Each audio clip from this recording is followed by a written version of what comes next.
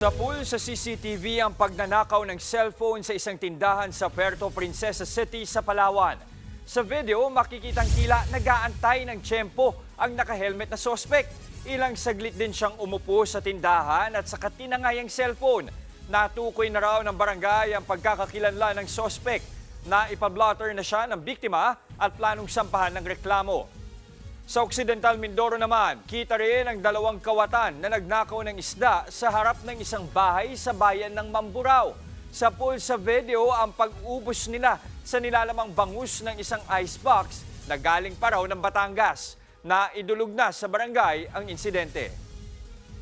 Mga kapatid, Jess De Los Santos po. Iba na ang may alam at may pakialam sa panahon ngayon. Para sa tuloy-tuloy na balitaan sa Frontline kahit weekend, mag-follow at mag-subscribe sa social media pages ng News 5.